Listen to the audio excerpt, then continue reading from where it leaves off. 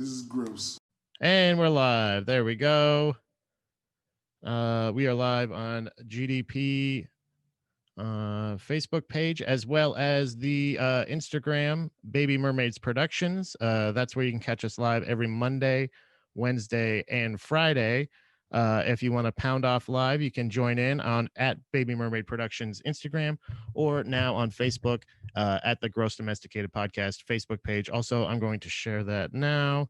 That's what I wanted to do. Boosh. There we go. Shared, and we are set. Yeah, Baby Mermaid Productions on Instagram, as well as on the YouTube. You can check out past episodes of Gross Domesticated Podcast, as well as GDP Live, which is just basically the same podcast, but now we live stream it. And also, you can join in if you ask to join through Instagram Live. If you follow Baby Mermaid Productions, you will be audio only on the video. And that's the only thing that I save. I do delete the Instagram video afterwards. But again, like I said, if you are watching, please hit like, subscribe if you're on YouTube, any of that. If you're already here on YouTube, please check out some of the other shows on the network. If the most recent episode of Falls Count Anywhere was incredible. It came out today. I don't know if anybody had a chance that's in the comments to listen to it or watch it yet on YouTube. But it includes an interview with a PWI, that's Pro Wrestling Illustrated, top 500 wrestlers, number 500, as a matter of fact. That's right, Dan the Dad. An independent pro wrestler, I believe, would be the correct title. Dan the Dad was kind enough to grace us with some of his time, and I gotta say that FCA bump is working for everybody, because not long after, I believe, yesterday, not long before the show's release, Dan the Dad was featured on WWE Network. So it's a pretty big deal. And I'm not saying that show is responsible for it, but I'm not saying it's not responsible for it. So you're welcome. And thank you to Dan the Dad. Make sure you check that out. The guys did a great job interviewing him. And also, we play a game. We do Barry, top 3, all that stuff. Fun wrestling things that we do there. Also, wrestling things. That sounds like such a dad way to do it. I feel like it was so funny. I was like, are we allowed to curse in front of him? Is he going to yell at us? Like, what are we going to do? Like, I didn't have a dad. So I don't understand how dads work. Also, show production note, just for anybody watching live there, and it won't be edited out, so I guess it'll be in a video afterwards on YouTube. But Lord Stanley has been officially fully released from kitten quarantine. He is loose. He's on the prowl, actually, as we speak right now. So we are back to my co-host, the Duster. There you go. Get out of here. Also, Laser Pointer. We got him right here. I got him attached to my track jacket. I don't know if I know John will appreciate that, but I got Laser Pointer and the Duster are all back. The gang's all here for GDP Live, because I need something to distract Stanley if he fucks with the wires, or with Chloe, who is also sitting over here not far from me, trying her best to avoid this kitten. But it's fun. It's been a lot of great great things. Hold on. I've got a ton of pound. Are you guys just talking with each other? I want to make sure. Hold on a second. We got Casey's here. What's going on, Casey? How's it going? Booyah. All right. So we got Theremin. Yeah. Okay. So we were talking before the show about that. John, send him a pic. Let's see. Montag, can I slightly manipulate the tech? Can I slightly manipulate the text of the Hacks logo for 3D purposes with your permission only?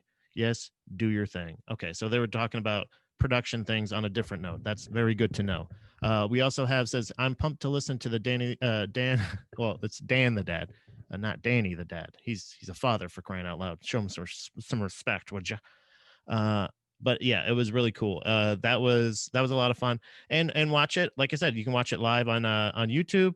That's a lot of fun, because you get to see what Dan the Dad looks like in his home environment. What's going on? Ian Strong is here. Another wrestling aficionado. Actually, a retired wrestler. I apologize. as well as an aficionado. Are you familiar? Did the thing where I went into an accent again. Ian, you're familiar with Dan the Dad, right? It's funny because he had a connection with another past guest of the show, Jake Manning, Man Scout Manning, and he mentioned that they had similar dad energy, or no, they had different dad energies, and he said, but we're basically just two different flavors of dad. Which, by the way, uh, John, you find another dad, you do an album with them. Dude, I will adopt a child if it like just to time wise, so we get this while it's hot, and we do we do two different flavors of dad, and that's our album title. What do you think? Fun fact: Ian Strong was 501 on the PWI list, just missed the cut. Only because of Youngblood didn't know of him beforehand. Okay, yeah, that's really cool. Dan the Dad I didn't know of him until John Montag mentioned him to me. So when John Montag mentioned Dan the Dad to me, I was like, yeah, this guy is pretty fucking cool. People should check him out. And I was just thinking how smart the laser pointer on the zipper was. Yeah, hell yeah, John. Uh, but yeah, yeah. I want to make sure that that uh, that like I said, I wanted to. Manny brought up the fact that he thought we thanked him too many times, and I was like, I don't know if he can. Uh, it is a work probably. I don't, who knows. But that's coming from 501. But I think I think that I don't think it was weird because I think it was my mistake.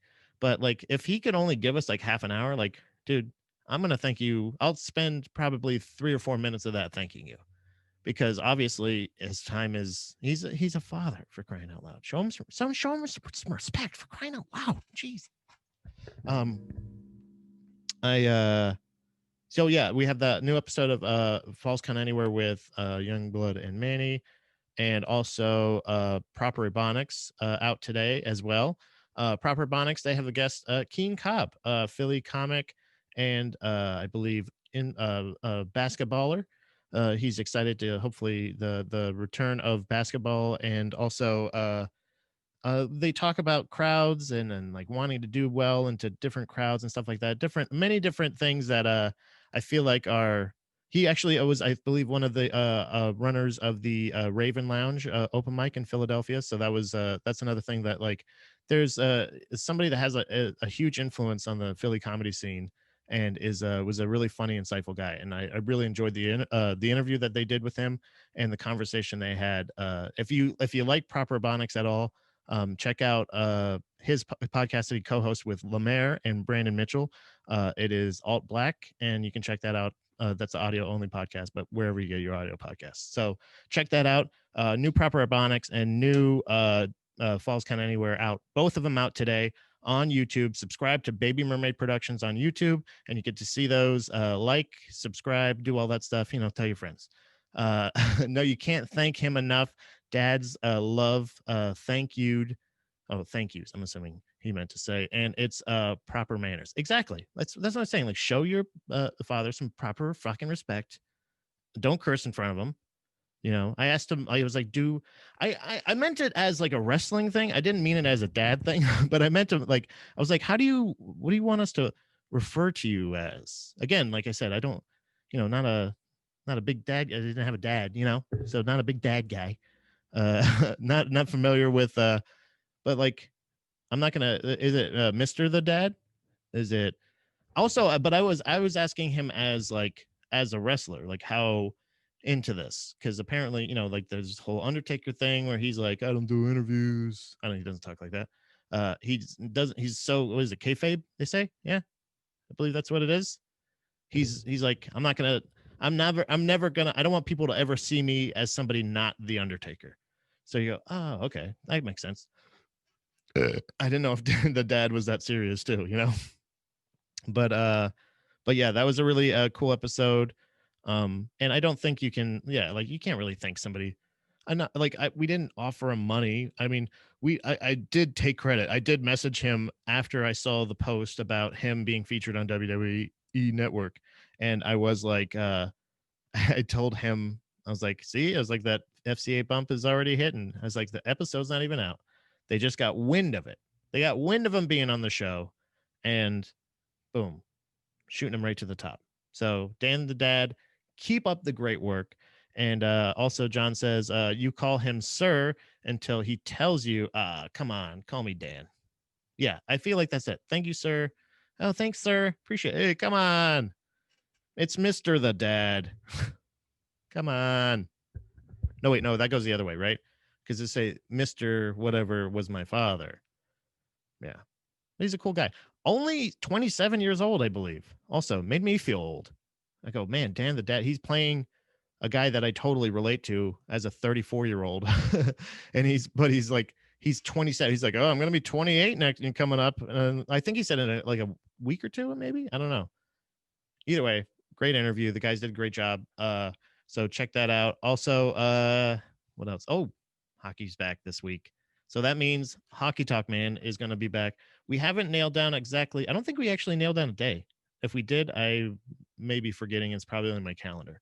But if not, I don't know for sure. Damn it, that's really what? That's a really what? Really Dell? That's a really Dell? Oh, damn it, that's really Dell. I don't know what you're saying. Hold on a second. Here he goes. Deflating when you find out your idol is younger than you. Yeah. No, it's happened. It's happened plenty of times.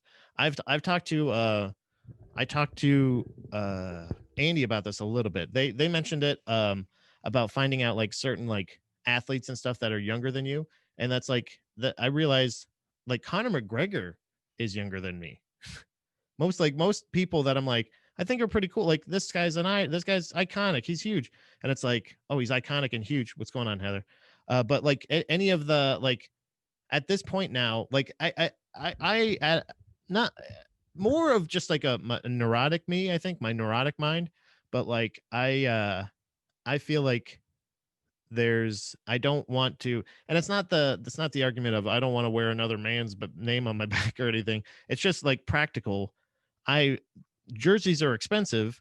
I don't buy a fuck ton of jerseys, so I'm gonna get my name on the jerseys, and I'm gonna get that put on the back, and I'm gonna get my number and all that other bullshit. So like I'm not gonna get not that I have a number. I'll make up a number and I'll say that that's my number because it's my jersey. I fucking bought it. So like I'm not gonna get somebody that's gonna get traded or somebody that's fucking at this point now. Like most of the Lightning players that I buy merch, like I bought I'm wearing an Alex Killorn Doc Talk shirt. It's a show that he started during the pandemic, and and it's a he's I think he's probably in his early 30s, maybe 30 years old, not even. But that makes sense. Like he's a professional athlete, but most of the fighters, any of that shit, and you hear like the shit that they've been through, even, and you're like, damn, why? What's going on with me? But that's your motivation. You know what I mean? It's not that you've missed an opportunity to be great, but you probably have missed an opportunity to be great at hockey or fighting. I've realized that. So there's still possibly jujitsu, you know?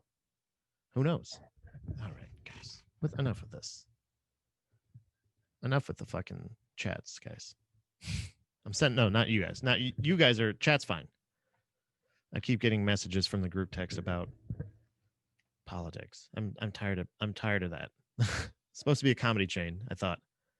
But who knows, you know? Rob Barindro, I learned how to do 90% of my digital stuff by watching YouTube videos of people half my age. It stings. Yeah, I mean, but that's if they're good at like you can still I'm very cut and dry. Like I'm very black and white with this. Like I've as far as that stuff, I'm very conscious of it.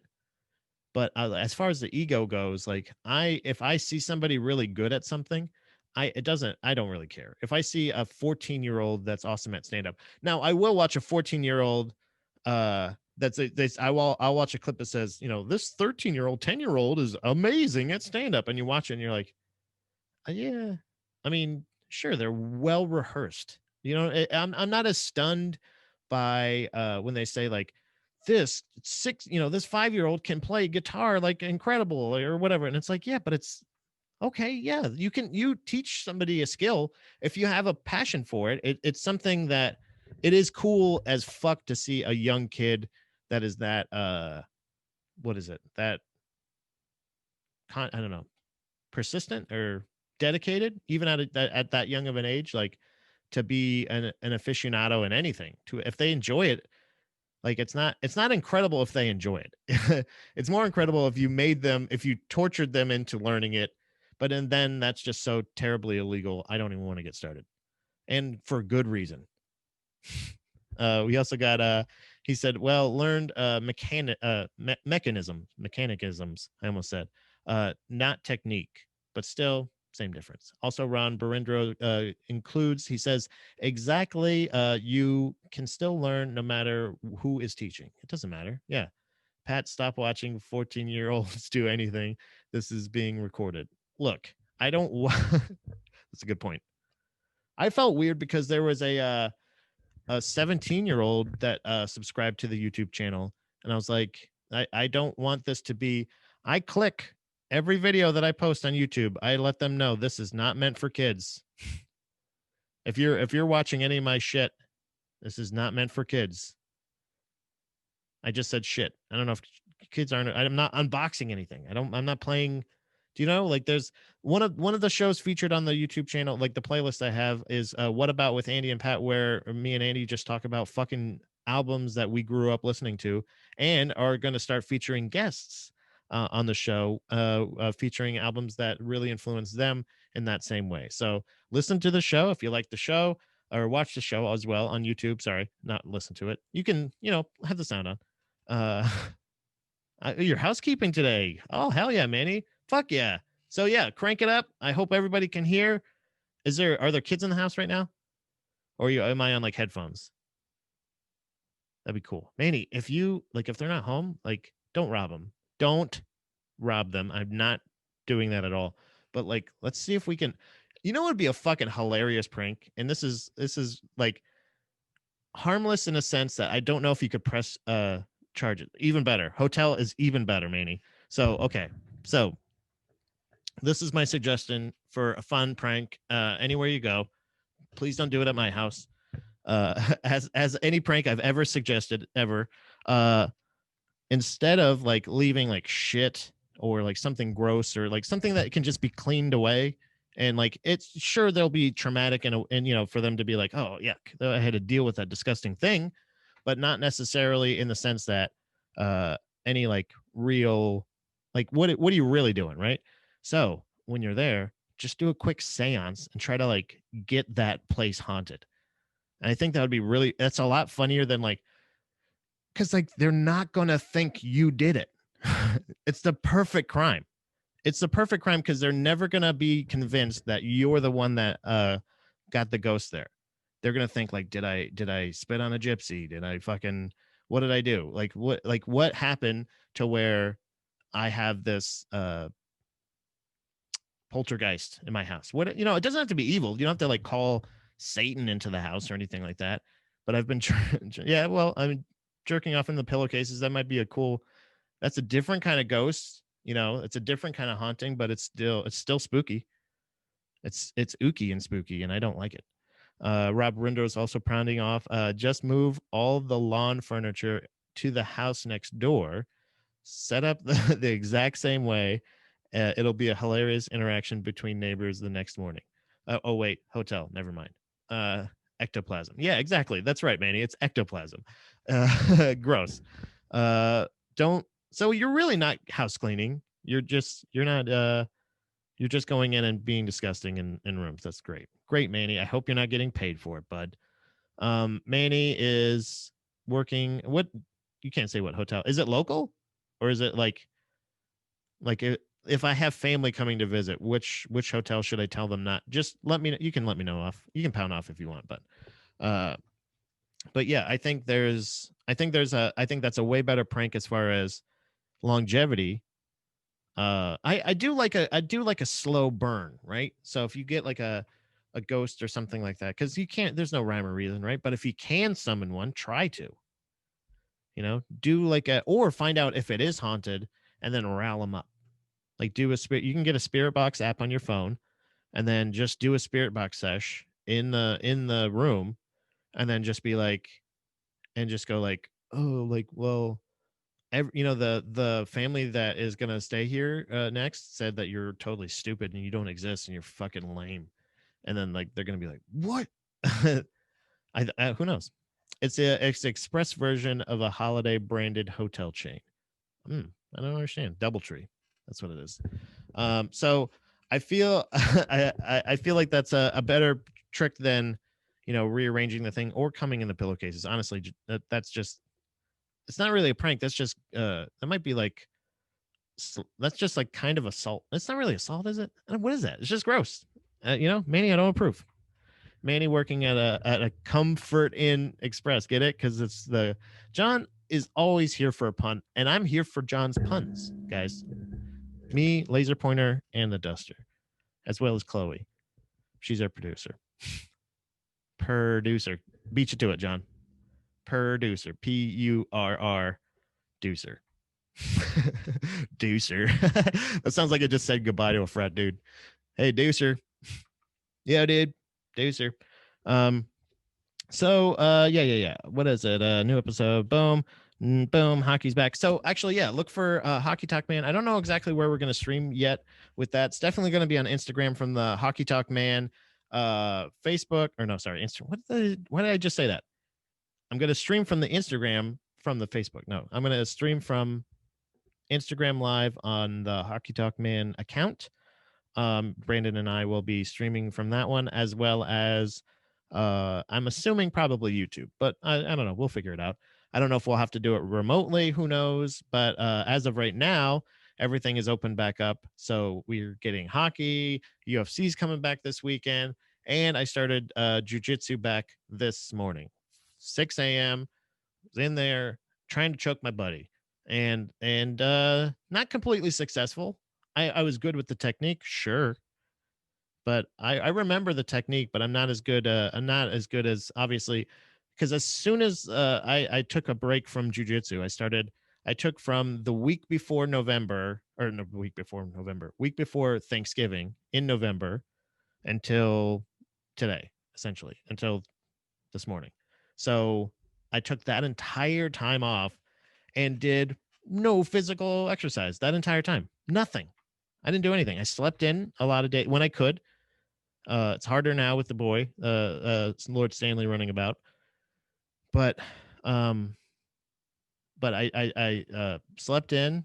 I didn't eat like crazy. I still ate like I was doing jujitsu, which was bad, but I did it in the intermittent fasting hours. So I totally maintained my weight, although I was definitely the muscle was being replaced with fat, I believe.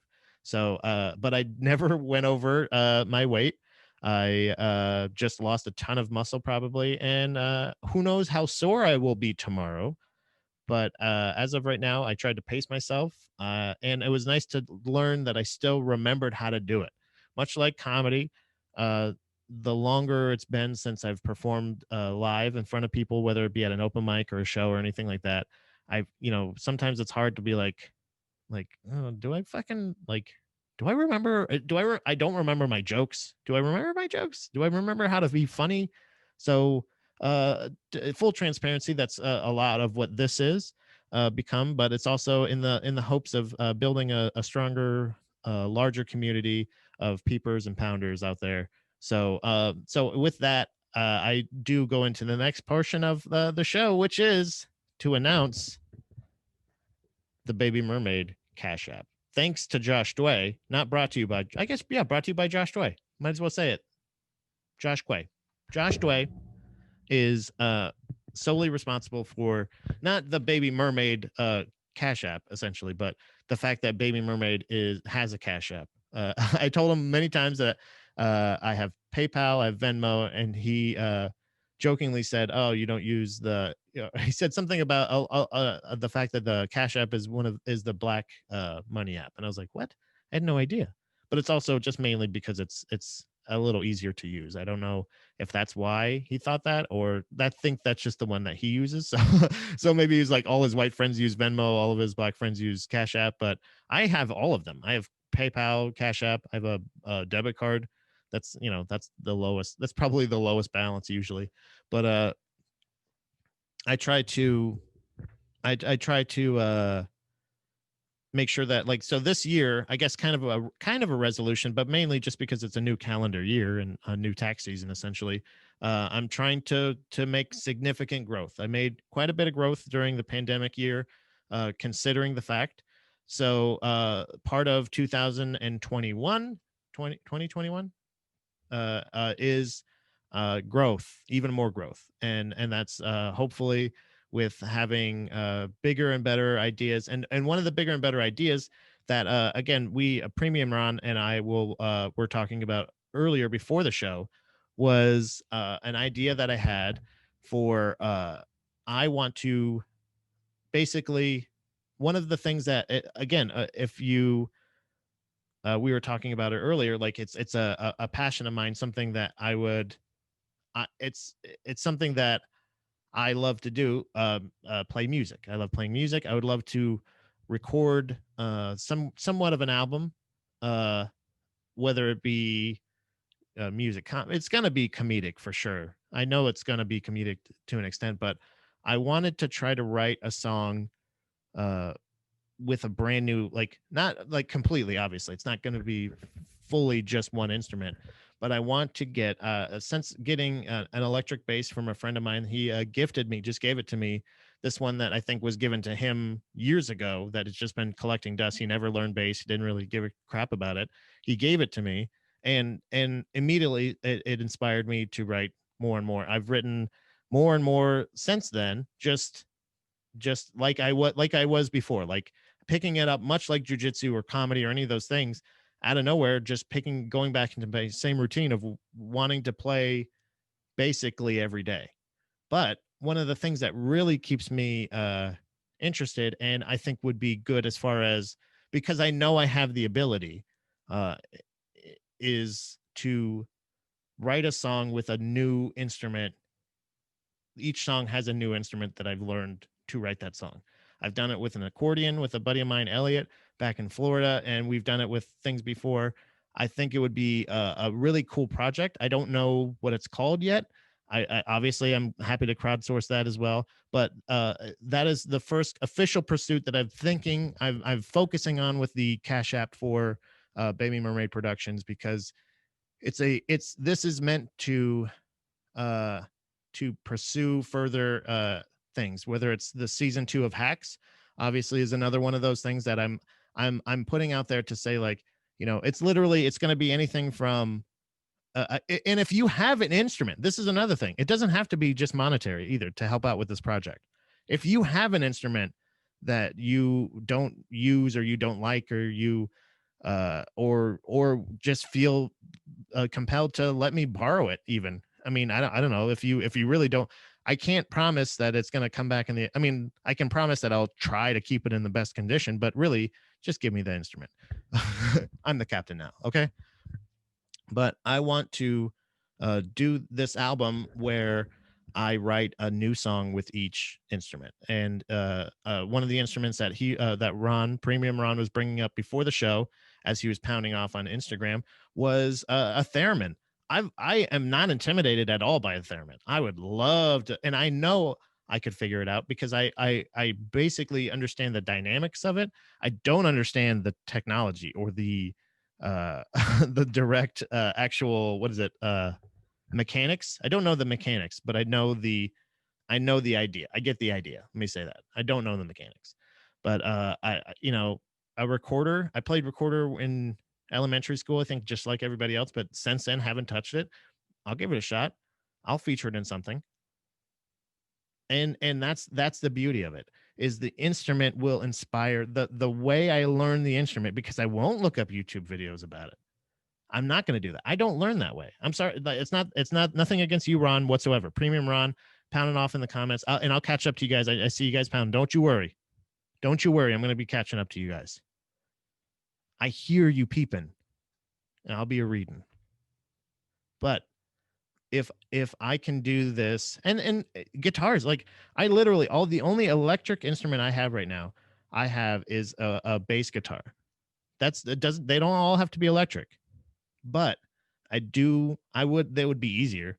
Like an electric drum set initially is probably going to be one of those things that I'm not expecting anybody to send me or buy me necessarily. I don't think that'll be a thing that I probably will have to buy myself, but certain other things, like if you're like, yeah, literally an accordion, the old push box ones or the ones with the keys, any of that stuff. Like I've dabbled in a lot of things and I fucking love it. It's a true joy of mine figuring these things out, solving the riddles or whatever, I guess, of having like that kind of new. It's not like I said, it's not intimidating. It's fun to be able to figure it out. And honestly, probably, and I can't say this fully, obviously not experienced it. I don't know if I've really been too challenged by an instrument, but like not necessarily the more challenging the better, or the more obscure the better, but yeah, kind of. And I may have to Google how to, like, if there's like, you send me a thing that's like two pieces and I literally, like, I don't know that, I don't recognize it, I may have to Google that. So just full disclosure, guys, the parameters are getting much like the playlist, Slappy Boppers playlist on Spotify, GDP Live Slappy Boppers. Like that playlist, listen to that playlist. It's forever growing. But I would love to be a person that one day has the potential to be on a Slappy Boppers playlist and to have all you guys responsible for it. Everybody that's watching this and anybody that supports what we're doing here, GDP Live, Baby Mermaids Productions, anything like that, there's not a lot of overhead for a lot of what the other guys are doing. Do you know what I mean? So this is for stuff that I personally like. There's John. I don't have to pay for gold. There's not a lot of. It's gas and tolls to do hacks, gas, tolls, and time. Do you know what I mean? So there's not a ton of overhead that I've built this structure, the structure of the way I produce things, pretty well, I feel like. But if I want to grow, I think I will need the help of the peepers and the pounders for sure, because that's a thing that, and to say, like, specifically, what do I feel confident that I could say, if you put money in this thing, what can it go towards that you will enjoy, that I know I can finish, that I know will be great? And it's this. So if you like to hear what the fuck comes up with, and whatever instruments you have, triangle, fucking let's do it. Ring a ding ding ding ding time, bitch. You know what I mean? Who knows? Is it gonna be rap? Huh? Country? Ooh, who knows? Could it be trip? What were you talking about? Oh, Ron was pounding up. Premium Ron was pounding off on on the Andy and I's show last night live. I didn't realize until the end, unfortunately. But was it Ukrainian trip hop? I think was that the thing you were talking about? I don't know if any of the songs will be Ukrainian trip hop, but if you send me a theremin, I'll try my fucking damnedest to implement that into a Ukrainian trip hop song for you. Something great for you to study to, you know? All right. So we're going to pound off a little bit here. John's pounding off. He says, my performance is nothing but punctual. I like it because it's the pun, P-U-N, right? Get it? You would have to read that. And again, if you want to read it, join in live on Instagram. Baby Mermaid Productions. Follow that account. You can pound off live here or live on Facebook. You're two different parts here. Here.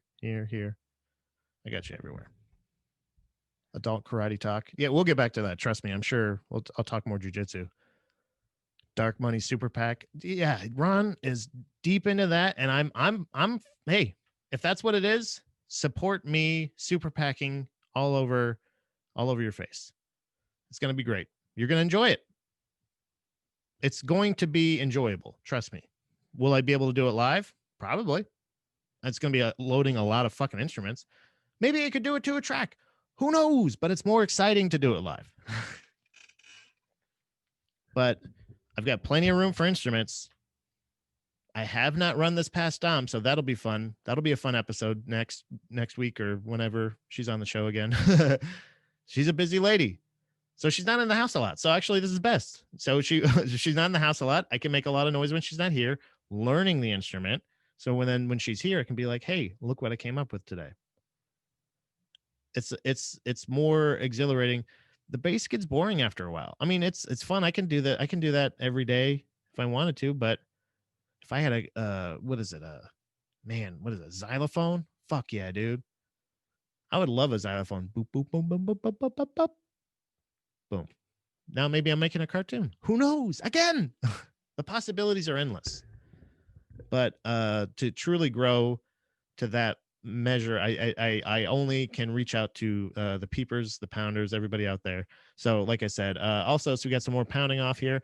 That was bad timing. That was supposed to be a reference to an earlier joke. Actually, no, it works for the I'm okay with this. I would probably rename this the Baby Mermaid Dark Money Super Pack, but that's only because I truly don't understand what that is.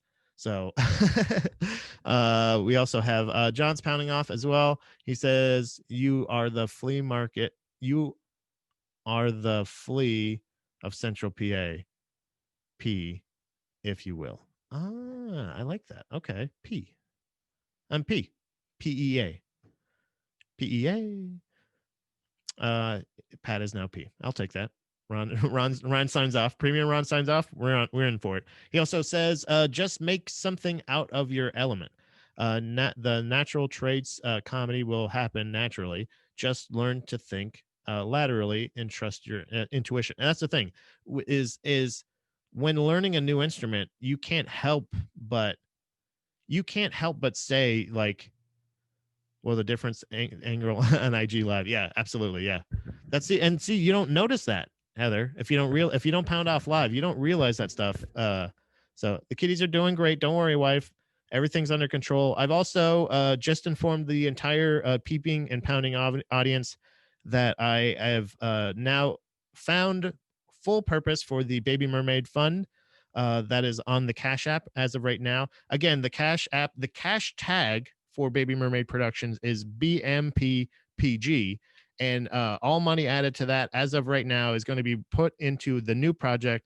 Pat writes an album with a new song for a new instrument, each track. Again, this is not the title. And that's not all. This is why I'm explaining it. So, but that's and since you're not here right now, I wanted to make sure that that's okay. So either way, hi, wife George. Kitties are alive. Short answer. Xylophone and the theremin, kick ass. Oh yeah, what a kick ass man. Yeah, what if we did that? Like, because the element of, I think it's Ludacris was one of my favorite. If I remember growing up, it was one of my. Oh no, Ludacris was absolutely one of my favorite rappers, but it was also the fact that I believe it was. I can't remember which song it was, but he definitely features a theremin. And that is, I respect the fuck out of that. I like it. I like that. You know what I mean? Like, I like a theremin in a non-traditional, not just a horror movie. But he's, yeah, do something laterally. Also, original Ron's pounding off. He says, today is the last day, but you can get access to a Fender bass lessons from Fender for 45 for 45 for the entire year. I don't need bass lessons, dude. I've been playing bass since I was like fucking 13. I know how to play bass.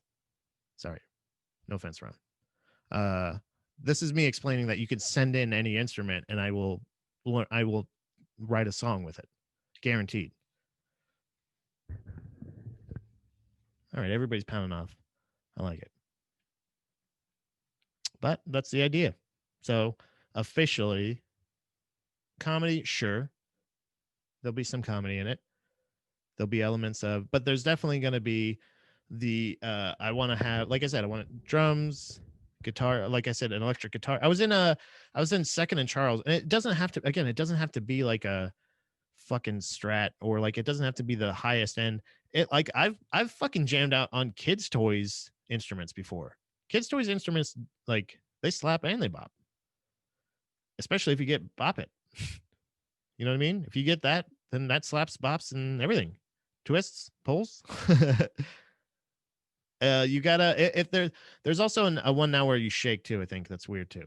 Shake, right? Shake, weight, pop, pull, squeeze, twist, poop. Who knows? That's the phrase for today. Who knows? But I want to do so in that I've put out the Baby Mermaid Productions Cash App. BMPPG is our cash tag, and that is officially going into the instrument album. The instrument album will be featuring P, Kids Bop. What is it? Kids Bop Volume 23 by P. Hell yeah, P is absolutely going to be my artist name apparently. So I'm going to take that and run with it. P, it equals my artist name for the instrument album. No, I got to put name, or else I'll go, what the fuck does artist mean? Why did I just write artist? I'll write a kid song. I'm not saying that the hip hop's going to be the best, but I will delve. Sure, I'll dip. I'll splurge. But I want to make sure that that it's not going to. This is not like I'm happy. I should probably set up a PO box too. Probably.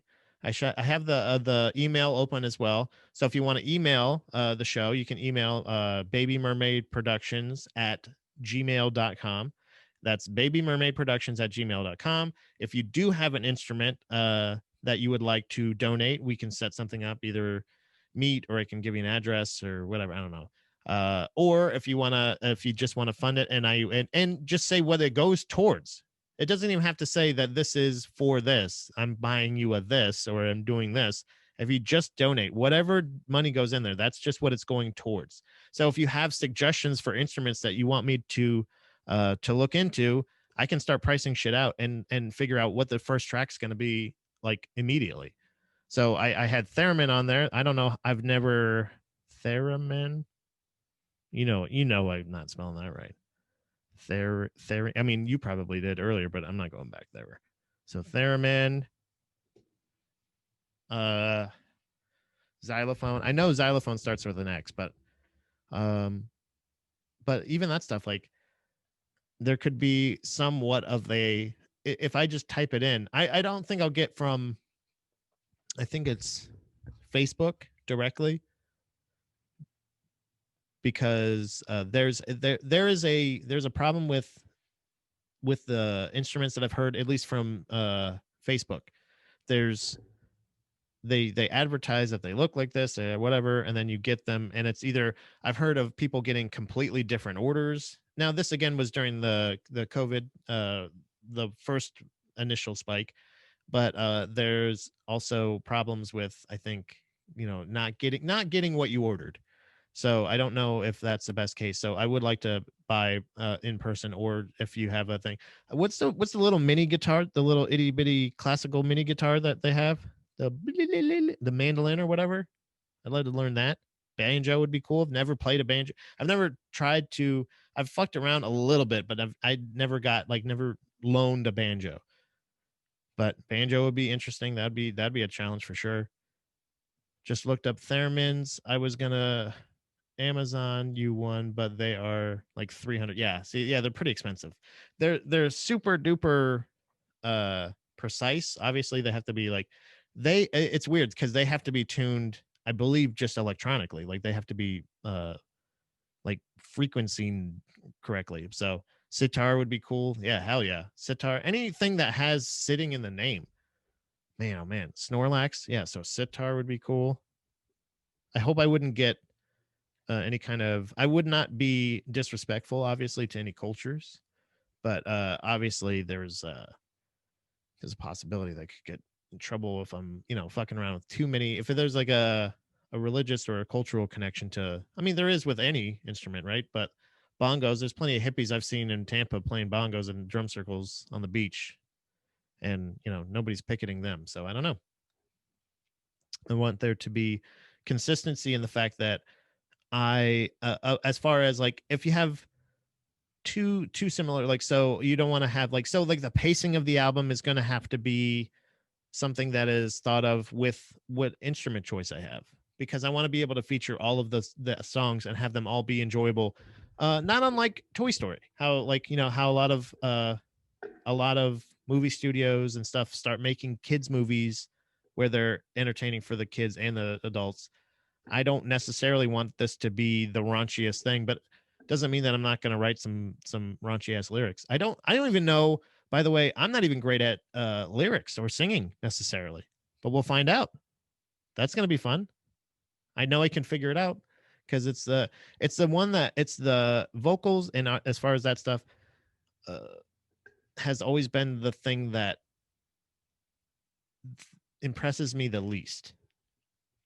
Anytime and not to say that they're not talented, but uh like the words you're saying, I feel like if it's true art, like I shouldn't have to have the painter explaining me what he was feeling when he was writing the song or painting the painting.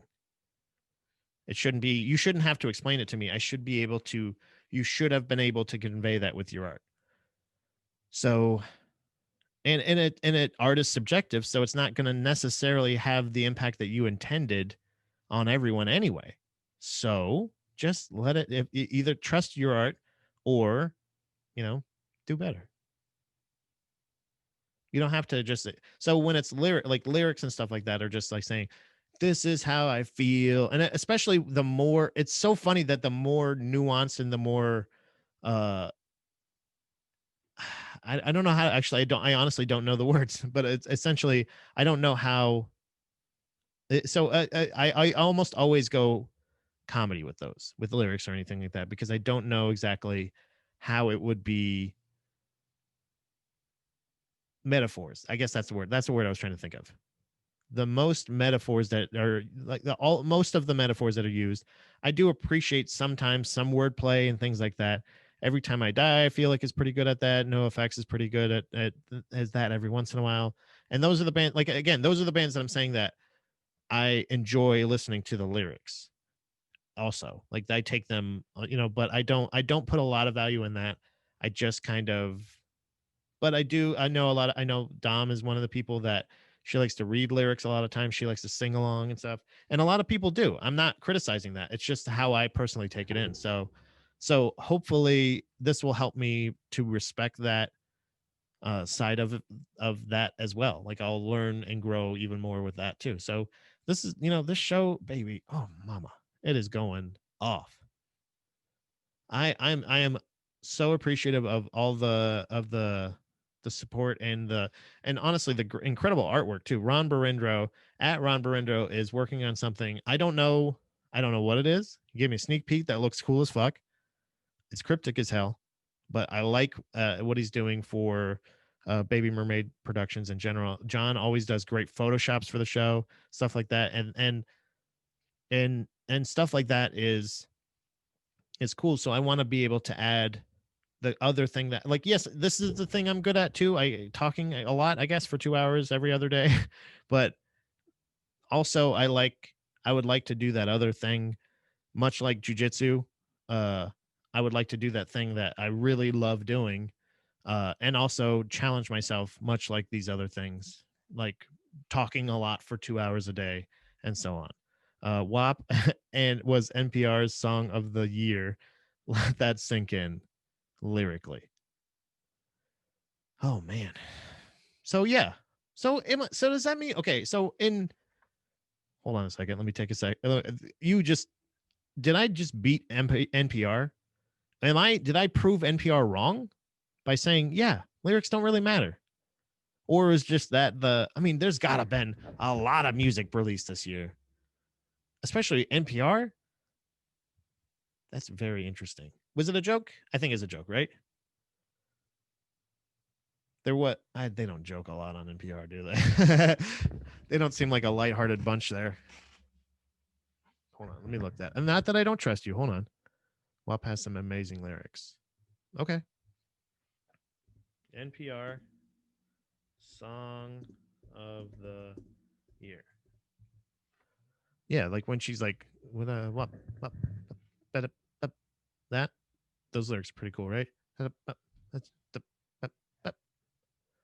They're a very philosophical and existentially deep. All right, guys, let's find out. So I guess so I'm not gonna. I guess I trust you that WAP lyrics. I said certified freak. Is this what the is this all the joke? And then I'll read this. Yeah. You fucking with some wet ass pussy, right? Yeah. There's no doesn't seem to be any existential anything here. Take a deep dive. That's cool. Yeah. Tie me up. Surprise. Mm-hmm. All right. Disguise. Great. So is it like a mask? Is that cultural? Is that like that? Like that's what's happening in society today? They paint an audio landscape. You can truly visualize how and how the AP is. I don't think it's ass pussy. I don't think it, John. I don't think it's ass pussy. I think it's how the P is.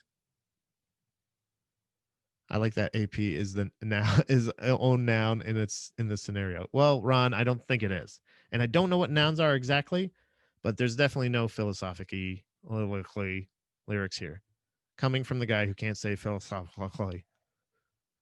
But that's weird. But okay, hey, there you go. Good for you. I didn't know NPR had songs of any year. They do Tiny Desk stuff, right, where people perform in the office. Okay, they left it open to interpretation. Yeah. Well, maybe not, but it was the most popular. It is the most referenced. Hey, we're talking about them, you know. But I don't know. I don't know if I guess so. John actually is somebody that you approached me about the show about what about what about with Andy and Pat. We're at WOWOP. What about with Andy and Pat? And and you were saying that you wanted to do an album, and I know it's an album that is not necessarily just the music. There's going to be some feeling lyrics, right? You're going to feel those lyrics. So I don't know if that's I don't know. I don't know if I have the right audience, maybe necessarily. Well, I don't know. Maybe Ron agrees, but Ron was pounding off last night on Twitch about instrumental music, I think. So I don't cook, I don't clean. Most relatable lyrics ever. Hell yeah, Heather. I've got a wet ass pussy. From how John puts it, if I have an ass pussy, I mean, that's just who knows. But it's not a PG-13. Gotta say, stop saying who knows. So many angsty teenage feels and and it's layered lyrics. Yeah, I don't get all I never was that. I never because I didn't know that my thing was I don't care about the name of the song necessarily. I do get appreciation out of it. Like if there is like something tied in with it, if there's a pun or something there, or if tell me what the song's about, and like there is I knew the name of a bled the bled. Remember the band the bled? I think they're still probably around, but the bled had a song called Dale Earnhardt's Seatbelt, and I know that they ended up switching the name of the song to You Know Whose Seatbelt. That's the only reason I know the name of that song. So I remember very distinctly one time when I went to see Guttermouth. I went to see Guttermouth live, and I love Guttermouth. I love a lot of Guttermouth songs. Not I don't. They've done some really weird shit. Like I'm not fully. I do remember at the time hearing that they were banned from performing in Canada or not allowed to enter Canada, but that also could be. I've also heard you can't enter Canada if you have a DUI. So that could also be the case too. But who knows if they were allowed to perform there or not. But that's the story. And again, didn't research it, don't care. I just like the band. When they were playing at the State Theater, I was mashing it up. I was in there running around the pit and yelling, saying, "Hey, I approve of your band. Yay, you're great." And um he was saying, "Oh, I'll take a request for the next song. What do you want to hear?" And he put the mic up to my mouth and I go, and he said, he's like, just name one of our, he's like, just say one of our songs. And he put the mic back to my face. And this is where I was very impressed with myself. I wish he would have understood it, the joke, at least. Maybe he's just not up for it. But he says, just say one of our songs. And he puts the mic back down and I go, one of our songs. And he brings the mic back up and he goes, what? And like the guitar player goes, you said to say one of our songs. And he goes, huh. Anyway, this one's called blah, blah, blah. And they started playing it. And I go, I love this song. This is one of my favorite songs by them. Perfect. Great. Perfect. I don't know the name of your songs, dude. I already bought a ticket to be here.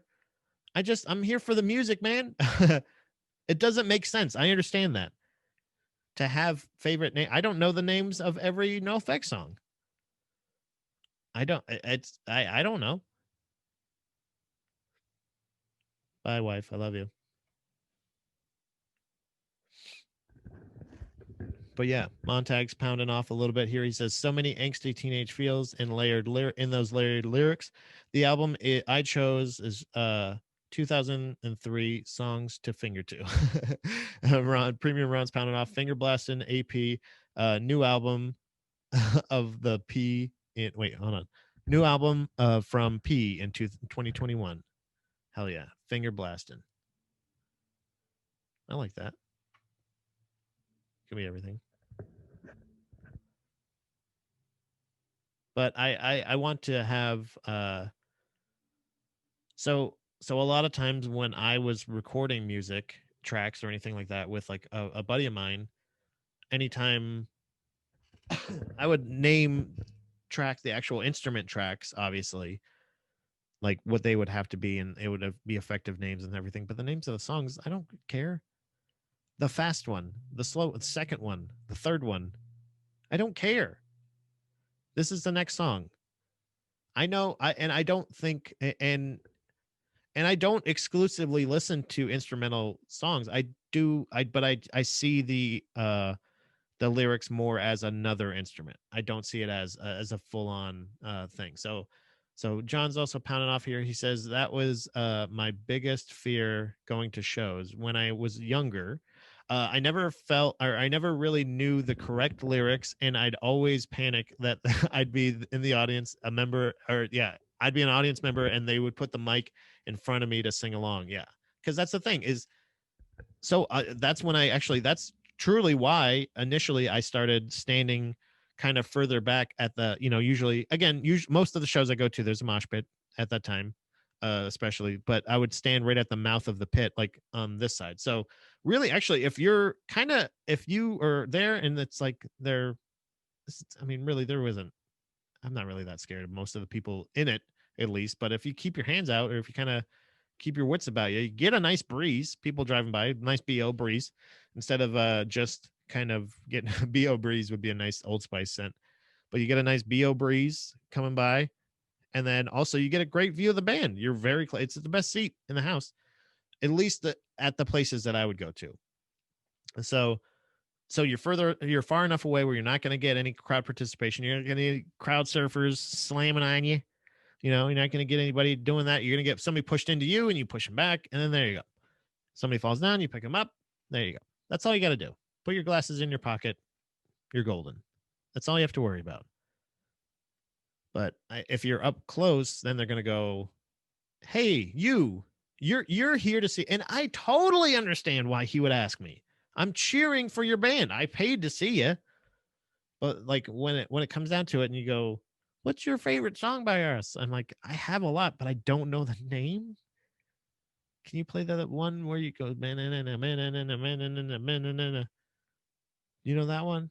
Can you do the one where you go like, I don't know the lyrics either. You know the one where you're like, I don't. That's the only part. And honestly, it could be it would be even easier. This is the strangest thing, and I would no band would ever let you. Totally understandable why they wouldn't, but no band would ever let you do this. Oh, I don't know the name of it. Hand me that guitar real quick. I'll play it for you. That's just a little part. This where you go, man, like that. I could do that even. I could even say like, oh yeah, the one where you do this. I shouldn't. I think I even panicked at the time, but I know at least one where you go, the one where you go 4, 7, 3, 9. Do that one. That's how the song starts. I'll count it off. How about if I count it off? That'd be even more fun. We're having a great time. We're at a show. You bought a ticket to see me. You don't know the names of my songs? I don't know everything about every Lightning player. I was going to say I don't know every player, but I know a lot of them. I know the history of it. See, that's yeah, maybe it was insulting. Maybe I insulted Guttermouth. Who knows? They could take it. Those are the best people to get on the mic at shows. Yeah, the people that don't know. Those are the people that go up on stage and see. That's the problem though. Is there's people like us that are reasonable that are saying, first of all, I know I can't sing, so scratch that part. Second of all, I don't know the lyrics, but there's people that will climb up on stage that are guilty of both of those things. And they'll put their arm around the fucking person and they'll grab the mic from them. Have you ever like that shit? I don't understand. I don't understand that. I don't identify with. I was a lot fatter. I was a big fat boy, so I could not. There was not a lot of athleticism happening as far as me. I was not gonna do that. That was a consideration, by the way. That was me being considerate. I probably could have crowd surfed. Looking back now, I probably could have crowd surfed, but I'm not doing that to people. Come on. First of all, I'm heavy. And second of all, I'm very sweaty and there's not a lot of me to touch that's really you're going to enjoy. You're not going to enjoy putting your hands up, having to put your hands up to support all of this weight and also just like be like, "Oh, this is just it's like holding up a bag of mayonnaise. I don't want to do this." In color, shape, texture, everything. This is like holding up a big sack of mayonnaise. Get it off of me. Because I can't do anything and I don't want to step on anybody's head. I was too considerate to be a punk rocker. Couldn't help it. But I did want to make sure that I did get on stage almost once.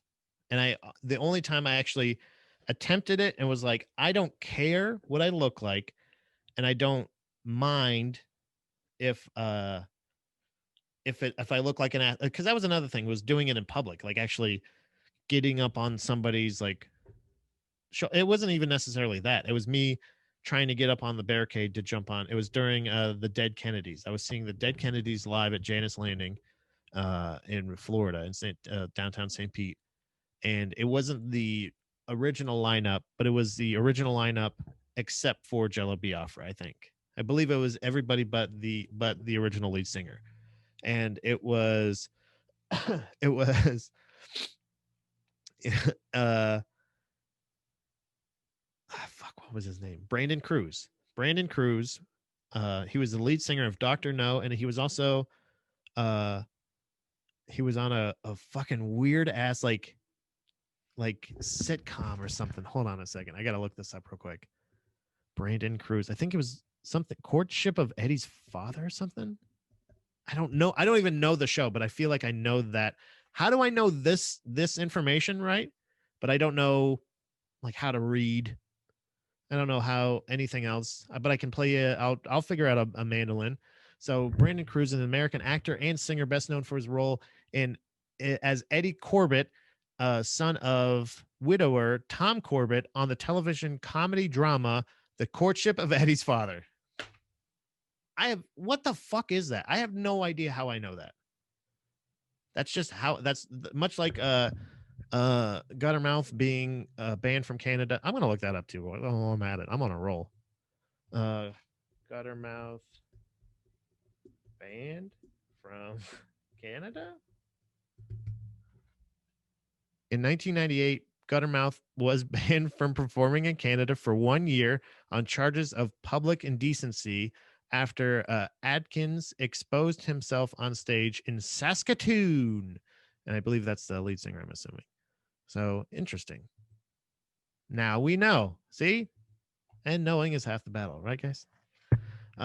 John's also saying, he says, pounded off. He said, "Oh, I need to share my only time on stage.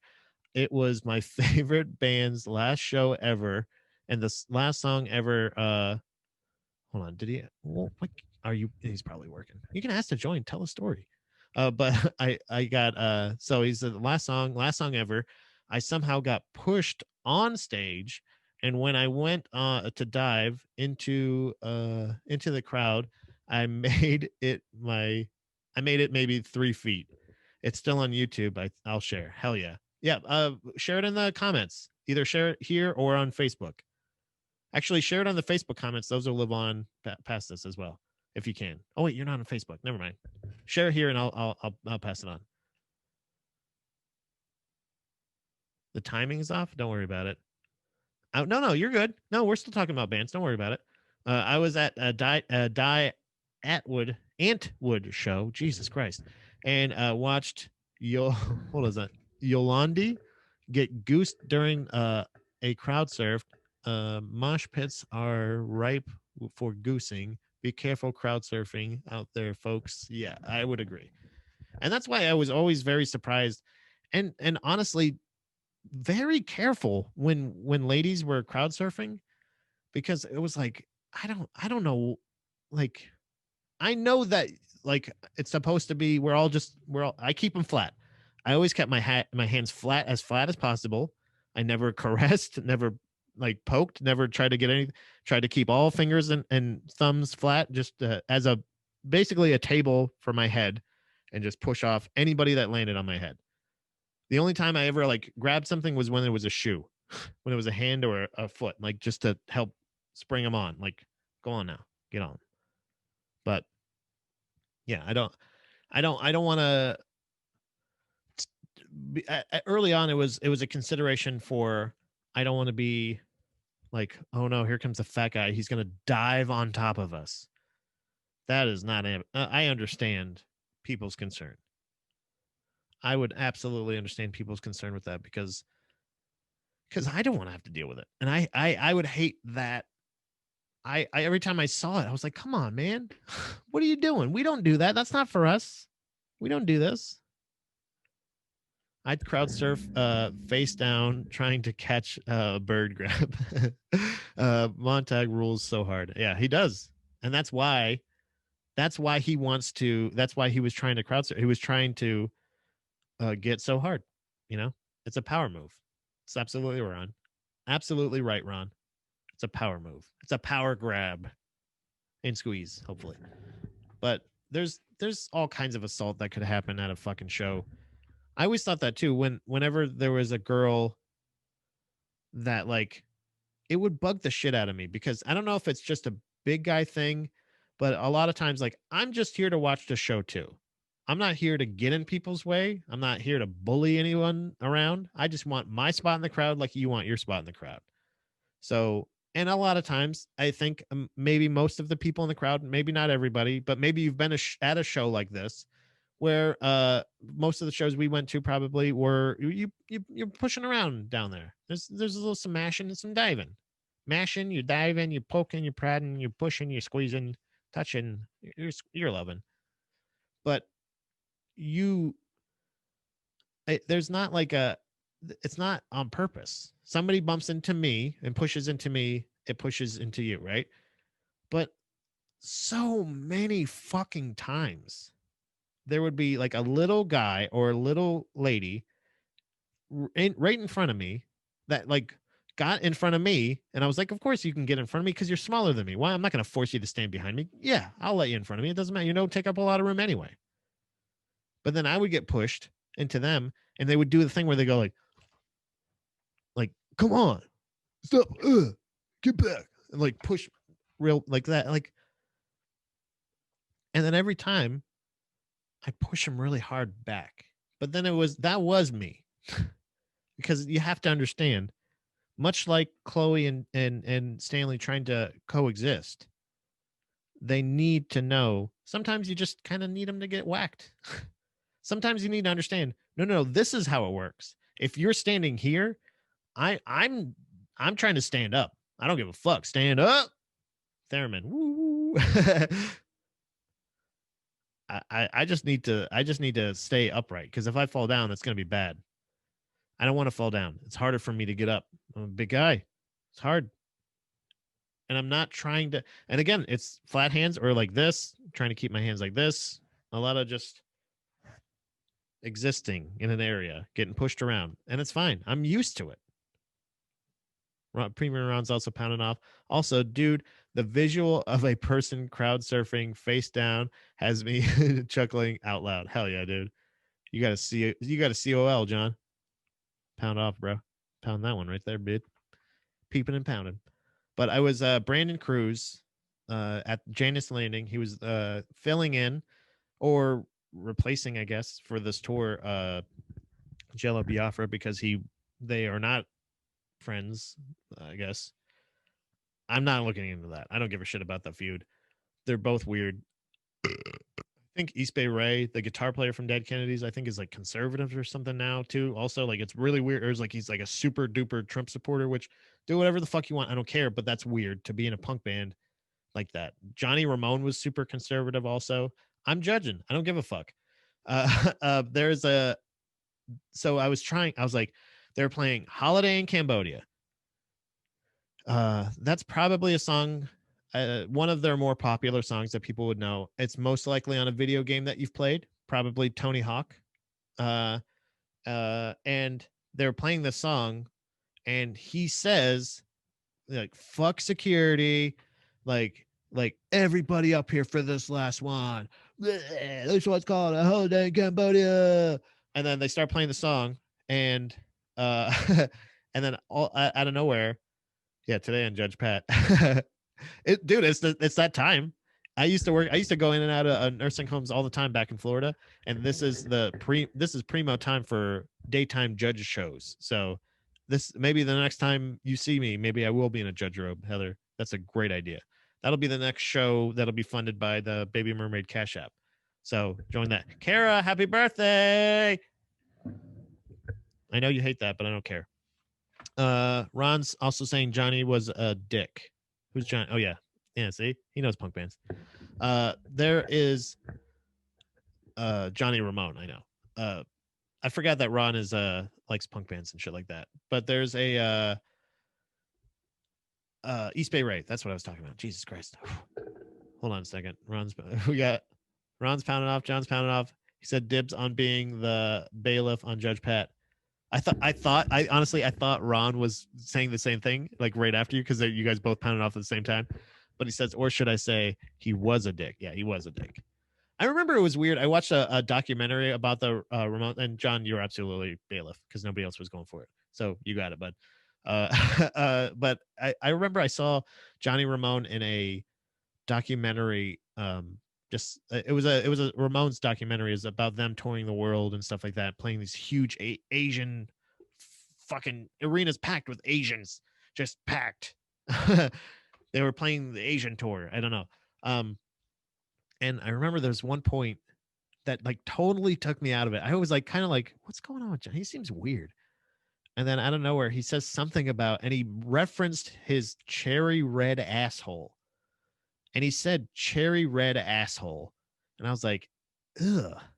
I was like, it gave such a disgusting visual that day, before I knew Johnny Ramone's politics or that he was just a dickhead to everybody else and stuff like that, I immediately at that point was like, Johnny Ramone is like fucking baboon ass dickhead, like weirdo. Like don't he didn't know I was a younger kid for sure, but like, man, don't talk about your cherry red asshole. Yuck. That's not cool or funny. It's weird. It's like somebody's creepy uncle would say. Creepy Uncle Johnny said, kiss him on his bright red asshole. Yuck. Quiet in the court, Judge Pat has a thought you all got to hear. And guess what, baby? Here it comes. I almost did a burp. That was so funny. That was a good one. This one's good too. This one's my favorite. That's a solid fucking fart. Doesn't get much better than that. You may be seated. If you made it to the toilet in time, you may be seated. Cherry Red Asshole was actually the name of his rockabilly side project that never got off the ground. And now I see why. Cherry Poppin' Daddies, maybe? Huh? Dude, I'm fucking on it today. I like, John, you're giving me your power, and like we're like fucking melding. Or maybe it's laser. Maybe there's radiation in this. It says danger. It says danger laser radiation. I'm gonna take this off my chest. I think it's helping my brain too much. WT fart. WTF fart. Oh, WT fart. Yeah, I like it. Hell yeah. Premium Ron's pounding off. He says, Montag, I rebuilt your. Oh, come on. Show notes. Sorry, buddy. Email me your comment here. Also, Pat, don't read this. I'm derailing the conversation. That's all right, buddy. What the fuck? You knew I was. You gotta start it with that. Pat, don't read this. And then if you don't want me to read a message, actually, that's really good. Actually, that's just effective. That's a live fart. That's just positive. That's just correct information, I think. Is that right? I definitely don't know the word for it, but yeah, with the fart. So, Danger Laser Radiation is 100% the name of our band, or the name of the album. That could be definitely be. Hold on, I'm writing this down too.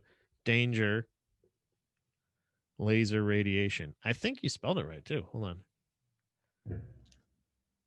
They put LASER. So nice try, John. But I think we'll do with Z. Radiation. Danger laser radiation. Or danger 100% laser radiation. we'll just add all of it together. Yeah. So Holiday in Cambodia, they start playing the song. People start filing onto the stage. And as everybody starts diving onto the stage, I try to I go like, fuck it, I got to. So what I did was I tried to work to a corner, so like I could almost like, where's the thing where like you push your back up against the thing and then like you try to like walk up something. Like I kind of tried to do that a little bit. Like if I can push against the crowd and kind of like plant my foot, I can kind of like wall climb over the barricade. Because again, not athletic, very non-athletic Pat at the time, very, very overweight Pat, in addition to very tired Pat at the end of a show. Like all of these factors were playing a part. So I get like I hurdle, like I straddled the barricade, and they're getting to the main, the meat of the song, essentially the end of the song even. But right before they start working into the last part of it, I hear like stop, and they stop the show. It was Brandon Cruz. It was the lead singer, and he said, "Who the fuck has my dog tags?" And like he goes, "I'm not." No, he's like, "I'm not fucking around. Where the fuck are my dog tags?" And like, so like naturally, everybody's screaming because they thought like, oh, you stop because you're about to do the part where you go pull, pot, and like it starts building, and then you go back into it because it's a really long end of the song. I don't know if you're not familiar with the song Holiday in Cambodia, check it out. So you'll be more familiar with what I'm referencing. But at the end of it, there is a break, and so maybe everybody's thinking like, what?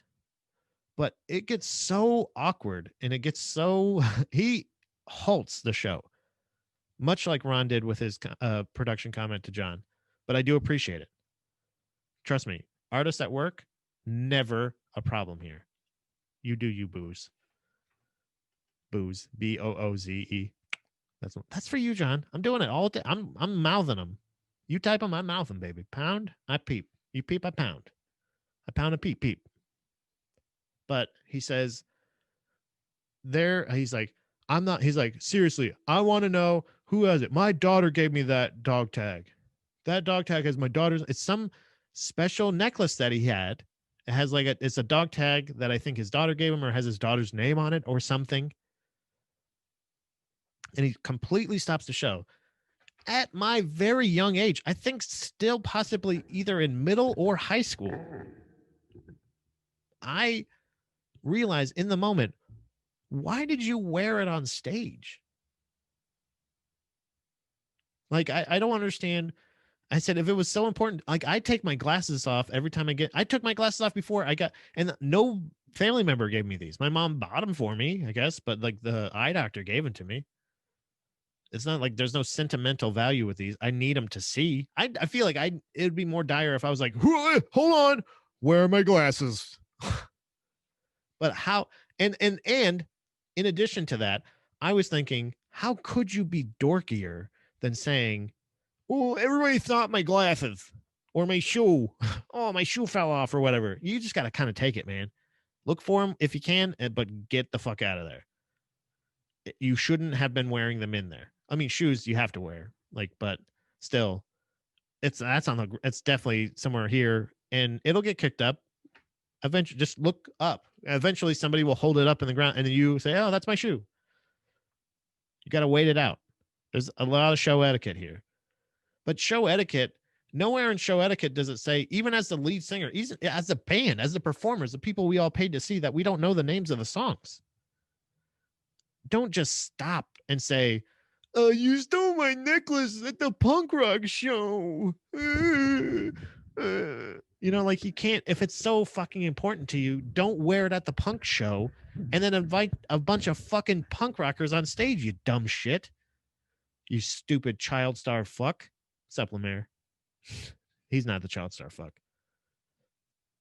So, and so at this point, I'm halfway to the stage. I'm straddling the barricade and I'm like, is this guy for real? I'm just like sitting there like, I look like I'm just sitting like, I'm literally sitting there like, I don't know even which way to go. Like, do I keep going? Am I going to try to get on stage for the rest of the song, or is he going to do the rest of the song? Who has his dog tags? Somebody give him his dog tags. So what I'm assuming is somebody put their arm around him, his necklace broke, and they fell off. Somebody maybe grabbed him. But I feel like he would have felt that maybe in the moment. I don't know. And I don't care. And nobody in the crowd cares. So if it comes down to like address it, I don't know. It was it was a problem for sure, because even when even if it's that serious, I don't know, man. You got to just suck it up. You got to suck it up. You shouldn't have worn it. Like, you have to think when you go like, stop. You have to think in that moment, you know what? I wore it. What am I doing? And I'll guarantee you that any music that I write with any instruments that you help fund here at Baby Mermaid Productions, I will never stop the song in the middle to look for my fucking necklace. Ever. That's never going to happen. John's pounding off here. He says, where the fuck are my dog tags? Oh, man, I never knew that's what the lyrics were. Yeah, exactly. And that's the thing. That's why I think everybody was like, even the band was like, wait, isn't that Holiday in Cambodia? And they're like, oh, fuck. Stop.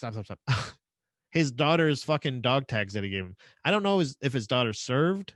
I don't know how old this motherfucker is, but god damn. John or Ron, Premium Ron's pounding off. He said, I got a pair of Purcell glasses smacked off my face at the same die. Damn, these guys shouldn't be Die Antwood. It should be Die Ron Barindro. They're coming after you, buddy.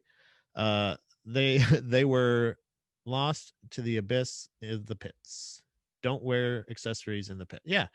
Okay, so yeah, if you were wearing it in the pit, I can't feel sorry for you, Ron.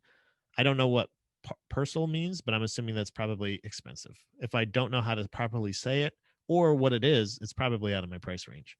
And Heather's saying, so did they keep playing? Well, people were just awkwardly standing on stage. Brandon himself was like, like saying he's not leaving and he's not finishing the song, either one, until he gets his dog tag or he finds out who has his dog tag. Essentially, I don't know like what the option was going to be of like, I guess we can barter for it, like because then it started becoming like, then you understood how important it was to him, because then he was like, look, man, whoever has it, it's okay, I just fucking want it back, it's really important to me, blah blah blah. And everybody's just like, so now whoever has it is probably like either fuck you, dude, I'm not giving him back to you, or like, fuck, I'm not gonna go up there and say I'm the one that had it after all this. Like, I'll either get the shit beat out by him or kicked out of the show for fucking, it's the last song, who gives a fuck anyway. But also, like, I don't know how the crowd's gonna feel. Like, none of us knew how to feel, at least. I don't know, because eventually people started booing and saying, like, what the fuck are you doing? And I think the band was like, dude, we have like 20 seconds left. Can we just do the rest of the song? So they just kind of filed everybody back off stage and finished the song. He said, yeah. He said, whatever, fuck, like, threw the mic down and left after the end of the show. I don't think he ever got his dog tag back, but I did get the rest of the band's autograph that night. And if you add that with the Jello Biafra autograph I originally got when I saw his spoken word live, then I technically have all of the Dead Kennedys autographs, which doesn't really mean anything. I don't know why that even matters. It doesn't, but they finished it begrudgingly, Heather, and necessarily, not necessarily, like, you could tell that either he didn't have the power to do that, or somehow they were able, or they were somehow able to make him realize that, like, come on, man, like, this is your fault, maybe. Ruin the show for sure. That's the only part I remember, by the way. That's the only part. I was so excited about that show, and the only part that stands out to me is when they were playing Holiday in Cambodia. I think it was either it was either the last show or their encore, but I believe it was not last show. I remember thinking, because the crowd was still hanging around. That was the funniest thing. It was the last song, and after the last song, they're like, he said whatever fuck, like whatever the fuck he said, and threw the mic down, and then walked off stage, and then everybody else was like, took their stuff off, and hey, thanks everybody, and people were still hanging out, and I was like, you have to know that they're not going to do an encore, right? Like, they're not. He said he didn't even want to play the rest of that song. He's not going to come out and play more songs. No, somebody has a dog tags. Best thing ever. A singer from American Nightmare was born with one hand. Yeah, that's probably the best thing ever. One time I saw him in between songs hold up and rub a and say, who took my hand? That's pretty funny. Yeah, that is pretty good. Who's got my hand? That's pretty funny. I'm not playing the rest of the song until somebody brings back my hand. That would be even funnier, because nobody would know what to do then. Wouldn't it be funny if one of the other band members, like, just, hey, what if he was like super jealous of it, and he was just sitting there the whole time watching him fucking sing? He's just like, fucking dickhead's got this perfect life, awesome dog tags. What if it was one of them? The inner fucking turmoil there. That'd be fucking awesome. East Bay Ray just reached over and went, plop. He's like, oh, that was that fucking dork in the purple mohawk over there. They're mine now. You're mine now, Sarah. East Bay Ray's a pretty evil dude. He's probably, he's probably out there. They should have always had a rubber hand on stage. They should always have a rubber hand on stage. I would agree with that. I don't know why. Why would they need a rubber hand on stage? Is it like one of those sticky things that you would get, like, you put in the quarter? You know what I'm talking about? You put the quarter in, and you get the little egg thing, and it like sticks to the wall. Is that the thing you're talking about? Rubber hand? Phone died. I'm back. Hey, Ron. How's it going? Sorry we killed your phone. I apologize. John, did you find that video yet of you falling off stage? Because I want you to share it in the group if you did. There we go. For the singer that only had one hand. Wait, what? They should have always had a rubber hand. Oh, that would have been great. Yeah. I gotcha. Greatest practical joke in between songs. Yeah, because I don't know. I mean, I don't know that band, I guess, but that's not always known. That when I guess it kind of is because it kind of sucks, right? Like if you're a musician and you have like a malformity, or is that right? I don't know if I use that right.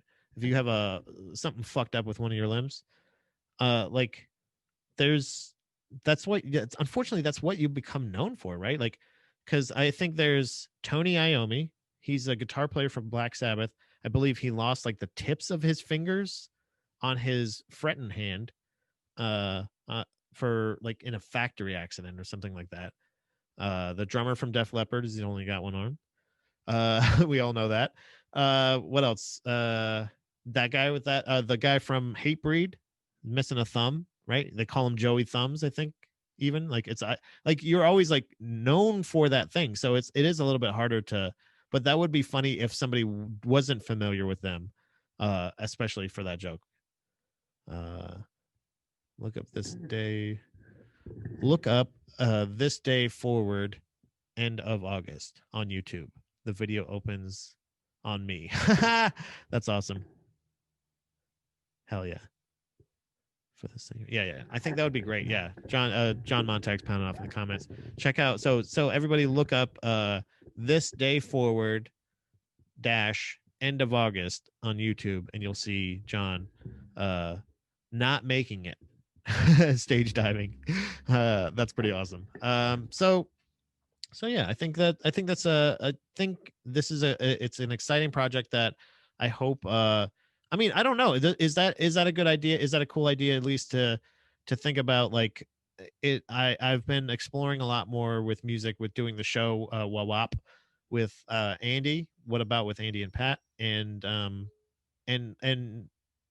revisiting a lot of bands and art, like not that I ever really strayed from these artists necessarily, but maybe listening to the full album or checking out, like even getting the suggestions from him about albums that influenced him. And these are all things that are influencing and inspiring parts of what we did, I think, growing up. And even now, like when we're revisiting, we're finding out new things that we're like, oh fuck yeah, like this is a useful um outline for, like, this is a good motivational tool for this or whatever it may be. So it's the way, the perspective that you view the art at different times in your life is changed, and it doesn't mean necessarily like or dislike, it means interpret it.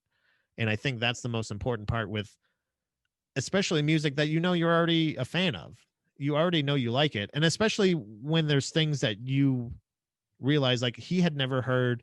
It was something like, I'm not the biggest Slipknot fan or anything like that, but I'm somebody that will say that I think one of their first album that they put out is one of the greatest fucking heavy music albums out there. If you like metal or heavy music, hardcore music, rap metal, whatever, I don't even know. If you just like that stuff, I feel like it's on par with like System of a Down's first album or some of these more essential heavier albums. And that's what I'm saying is that it's not for everybody, but if you like heavy music, if you haven't really delved into Slipknot's first album, it's fucking great. And he had never checked it out. So he was somebody that uh he was somebody that I was excited because I knew it was great and I knew he was going to love it, and I just got to see him enjoy it. So that episode's really great. You should check that one out if you haven't checked it out. But in going over all this music and stuff has really kind of made me more musically minded. And maybe it's being stuck in the house so much. Maybe it's that. But this work is never like, I edit, I pet the cats, I feed the cats, I scoop their poop, I feed myself the cat poop, and then I play instruments. I don't, you know what I mean? Like I edit, I make content, and I make music. That's pretty much it. What else is there? What else do you need? Original Ron's pounding off. He says the guy from Def Leppard can't start a round of applause. That's absolutely right. He could not do that unless he said round of applause for him. Like that's the only way he could do it. He understands the philosophy of the sound of one hand clapping. Yeah, he has to. I think he invented it. But we're not here to pick on people with maladies. Is that a malady? Deformities? I don't know. I don't know the correct way. I know a lot of incorrect ways to say stuff, but I don't know a lot of correct ways. But either way, segue. I'll just say the word segue to Pat's word of the day. I think that's what basically we want to get into. Do I have that right? Yeah. Where is it? Oh no, I thought I didn't have it on here. I thought maybe I lost it to the other computer.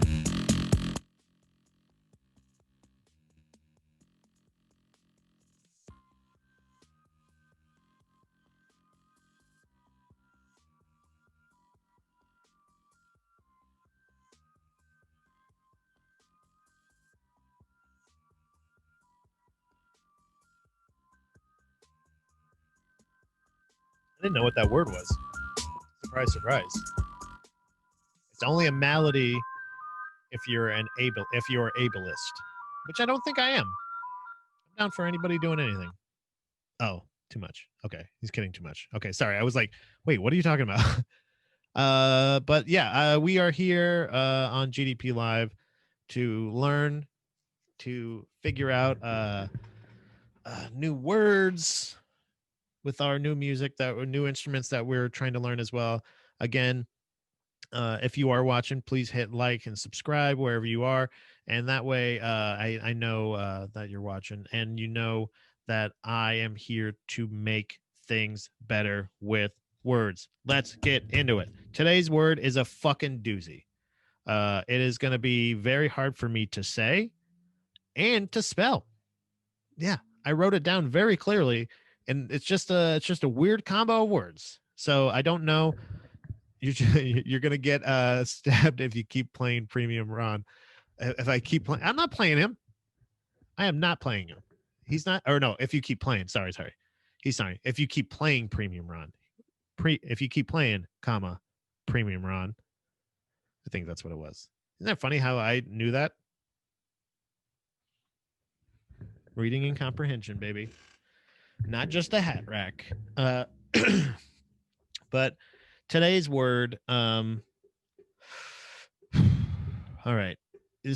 Okay, so it has a word. All right, so it's AILUROPHILE.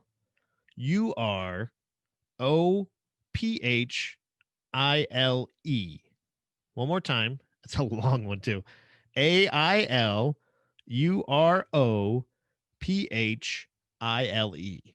Now I know a file is your like into a thing, right? Fuck, I forgot to do word of the day at the beginning. Yeah. Yeah. Oh yeah, I guess I could just type it, right, Heather? Heather, you're also going to be Aspro, one of the Aspros of the show. You're helping out. I should have done word of the day. I forgot you suggested that I believe on Friday, to doing that at the beginning. Word of the day, and then I could have tried to use it while we're talking about all this fucking stage diving and whatnot. Would it be fair to say insert pun about what we are talking about? Montague. I like it. Oh wait, are you guys? So you guys are doing your own thing. You guys, is there a Ron and John show somewhere? Just kidding. Pound off. But Heather, also Ask Pro of the show. Second Ask Pro, Art Dick. Ron, we got to figure out. You're definitely a super duper supporter of the show as well. But we gotta figure out a title for you. You're an Ask Pro, I guess, right? We're doing bits within bits. I can see that. But yeah, absolutely. So AILUROPHILE. Here we go. Ailerophile. Ailerophile. Ailerophile. Right? Or all Europhile. She's saying all Europhile. Like phonetic spelling.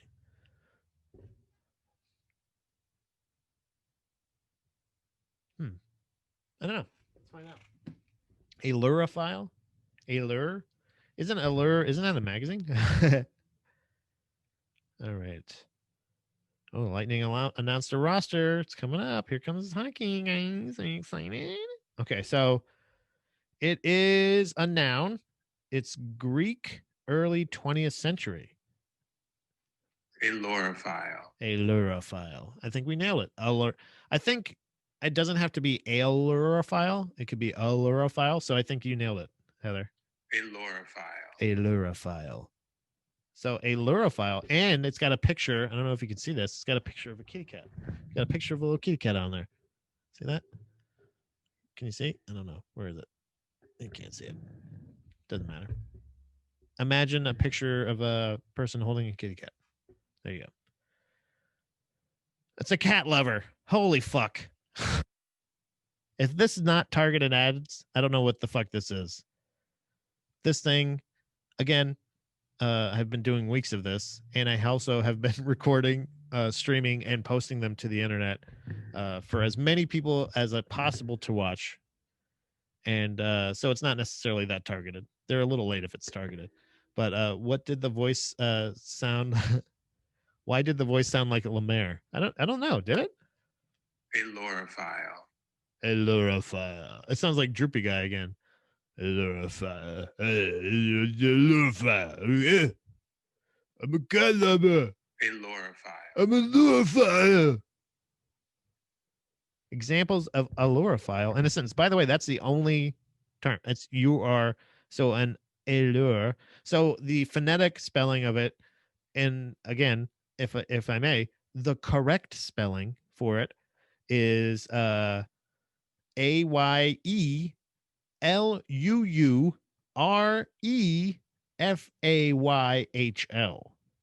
Allurophile. Allurophile. Hell yeah. Thanks, Hooks on Phonics. Hell yeah, Heather. Allurophile. Sounds more like Sylvester Stallone, which Lemaire looks like, but doesn't sound like. Here's examples of it in a sentence. She must be an allurophile after fostering cats for 15 years. Yeah. And then you know what the answer to that would be? It would be somebody responding with, "What the fuck is an allurophile?" Yeah, she likes cats. Like that's the rest of the conversation. I feel like a lot of these, at least if you use them with me, I feel like a lot of times I'm going to be like very defensive of like, why the fuck did you say allurophile? Because you know I wouldn't know it. But guess what, bitch? Now I know it. Even though I only have dogs, I'm an allurophile at heart. I don't believe you. I'm a cat lover, but I only have dogs. Why would they even include that sentence? I don't agree with you. I mean, it doesn't say somebody who loves exclusively cats, but it does say a cat lover. So why would you say I'm a cat lover, but I only have dogs? No cats for me. No thanks. I love them though. So, you know what you sound like? A liar. An allurophile is a cat lover. Holy shit. I'll have to get a grab. I'll have to get actually Lemaire saying that word. Actually, can John send me a recording of you saying it in a Philly accent? A cat lover. Because that one's going to be coming around. That's going to be around for a while. Allurophile, much like adultication, as well as what was the other one? Flivver. Flivver is just a good example of a bad word. That's a good example of a bad word. Registered allurophile. Had to go door to door to let my neighbors know. That would be a funny sketch. If you want to fund that sketch, go to Cash App and donate to the Baby Mermaid tip jar. It's the cash tag is BMPPG.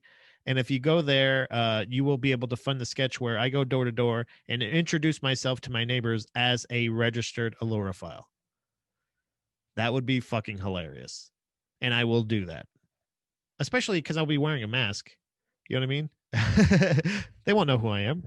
And then I'll post it to the internet without getting their permission. No, I think that's absolutely something that I want to do is make sure that everybody knows that I'm an allurophile.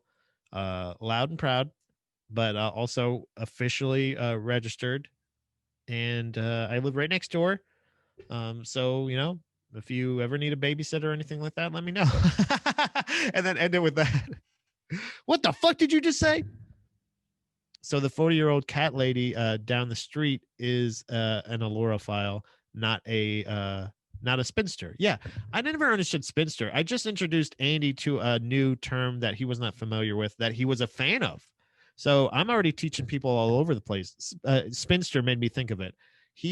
I was trying to talk to him. We were discussing like how again, like how your perspective not necessarily just grows, uh not how your perspective changes or whatever, but it just broadens. Sometimes it definitely changes over time. What am I saying? um but like your preference in, like, let's say what you find attractive, what draws your eye, that's what I was trying to put it at, was saying like what draws your eye, like what are you attracted to. A lot of times guys will say, oh man, I love brunettes, I like brunettes with, and I like boobs or butts. You know, there's physical characteristics of a person that you're drawn to. And I was like, I really don't feel like, because there's been little bitty girls, uh bigger girls, like I said, thick girls, like anything, like it doesn't necessarily, there doesn't seem to be a through line with hair color or like body features necessarily.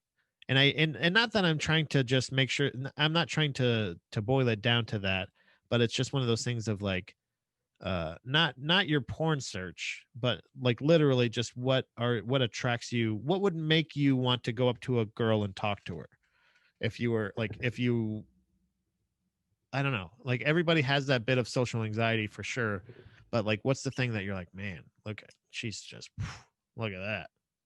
So I was trying to figure it out, and I for my example was uh big eyes and big hips.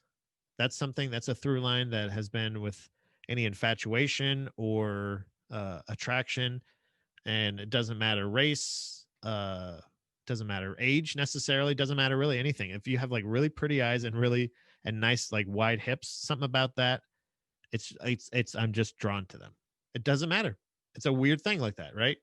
So and so skinny dudes with big noses. See, that's what I'm saying. It's like there's a thing with like, for some people it is like a body type. So Andy has a body type. He likes blonde girls usually, and he likes tinier ladies. And I was like, oh, like spinners.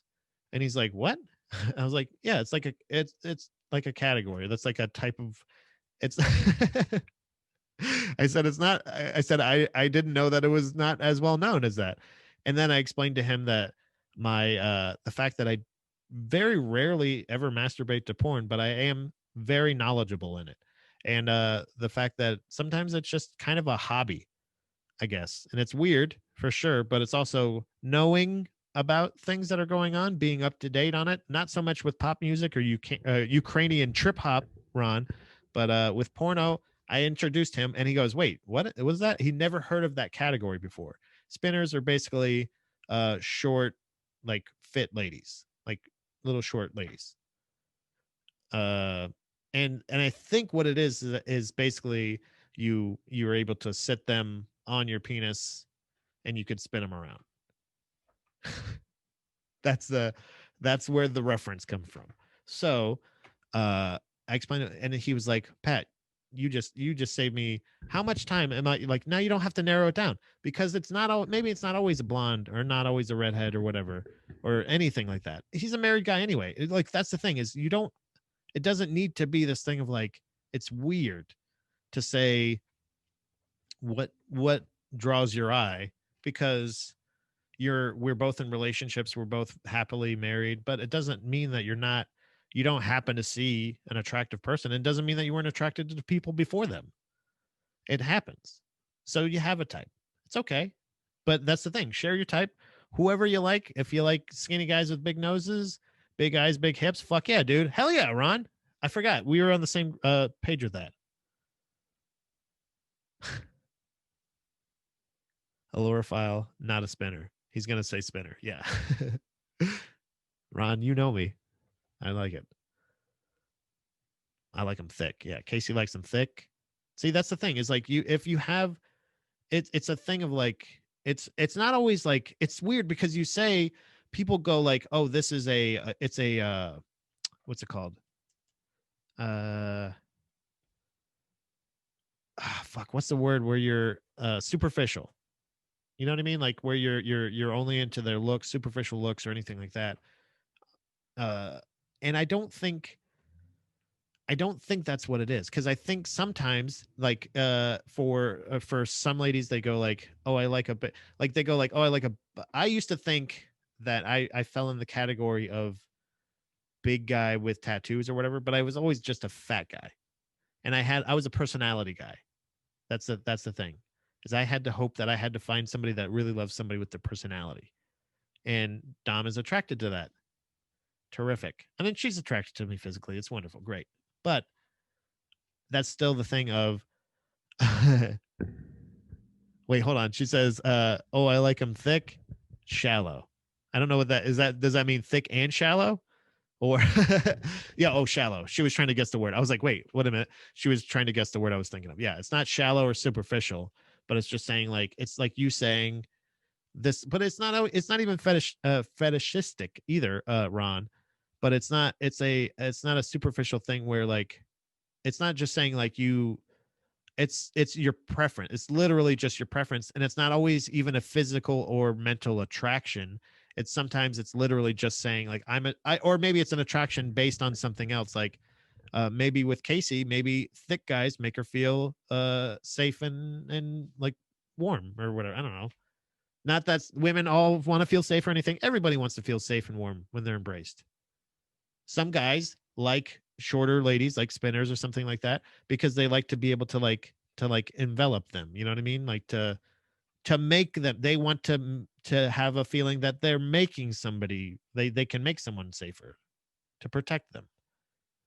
There's a lot of naturalistic roles I think that are kind of there's just a lot of I think preferences are just built unconsciously over time, and no matter what I think there that's what I wanted to get to was like not the like yeah, I like a nice sexy ass, but not everybody likes jiggly big asses. Some guys like jiggly big asses, some guy like big fake tits, some guy like big regular tits, some guy like little handful tits. Hey, tits. Sapiosexual, I like that. Brains, damn it. You know, sometimes, and that's the thing is you have to think each time you have to go. It's not that it's not because that's the thing is you go like, well, wait a minute. I dated a blonde girl, a brunette. I was attracted to another brunette girl, but this girl was blonde. She's not so it's like, wait, was it? Well, she's not the same exact body type as her. She's not the same exact body type as her. So, but it's also it always comes down to basically two reoccurring factors, and it's those two. So it's not that it's like funny, yeah, funny overlooks. See, that's the thing is like that helps. That helps with if you're a fat guy, you can definitely recover a lot of times and appear more attractive with a great personality and or confidence. A lot of times is a big thing, but I don't think it's so superficial or anything like that. I think it's more of it's just a preference, and like you said, everybody's got it, Ron. Everybody has those things. I can find one thing about someone's face and love their entire face. Yeah. Stuff like that.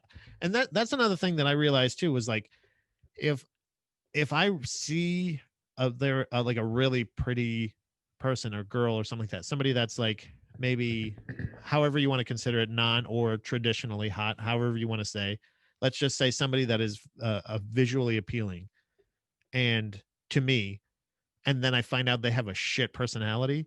Immediately, I do not see them. I will acknowledge, yes, they're absolutely hot. Look at them, they're great. But like there's after that point, like they would not get that recognition. Like I wouldn't, do you know what I mean? Like that, it's so weird. Like in my brain, it immediately goes, yeah, no, you're not. Like I will go like, yeah, she's hot, great, she's super hot, but like, fuck, she's an asshole. You know. Heather's pounding off in the comments. She says, hold on a second. Oh boy. Some German philosopher says we seek people who fulfill our insecurities If you think you have a small nose, you'll seek someone with a bigger nose. I definitely don't think I'm a nice or good person. That's why I seek Dom, for sure. The subconscious goal to create the perfect being. Shit, smart women are hot. Ron saying I'm a dumb person. Confirmed. No, not necessarily. You said that thing earlier about the sapiosexual or whatever. That's a thing. And you also said it's a superficial thing.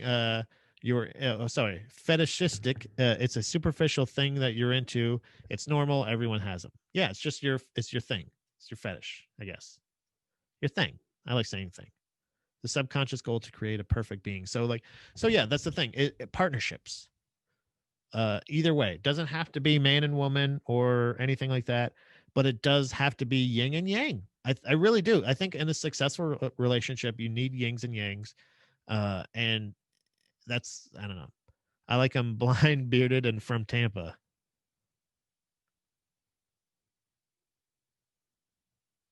I gotta go. Thanks for hanging out, and Montag, lose my number, bro. Gross.